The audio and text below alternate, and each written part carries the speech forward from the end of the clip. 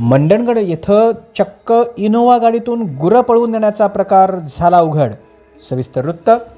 मंडणगड तालुक्यामध्ये गेले अनेक दिवस गुरं संथ स्थितीत असलेली अनेकांच्या नजरेस पडत होती। मात्र हा नक्की काय प्रकार आहे, गुरं संथ गतीने का फिरत आहेत, याकडे कोणाचंच लक्ष नव्हतं।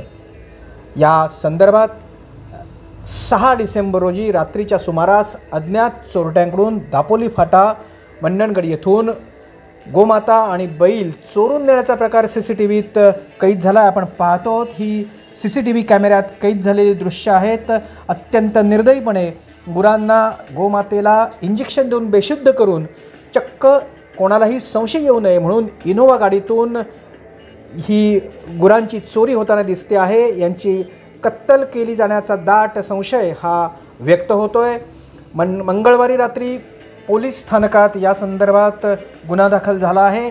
यावेळी युवासेना जिल्हा प्रमुख चेतन सातोपे आणि युवासेनेचे सर्व पदाधिकारी कार्यकर्त्यांनी पोलिसांना निवेदन दिले।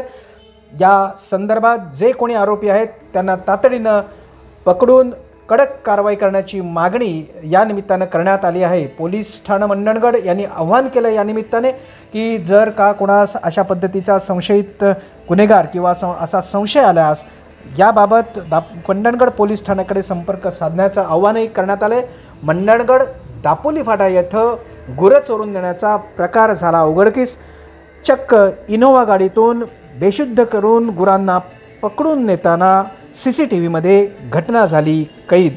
या घटनेमुळे संपूर्ण मंडणगड तालुक्यासह रत्नागिरी जिल्हा हादरून गेला आहे। अतिशय निर्दयीपणे या गुरांची कत्तल केली जात असल्याचा दाट संशय हा पुन्हा एकदा अधोरेखित होत आहे। आता लक्ष लागून राहिलं आहे पोलिसांच्या कारवाईकडे।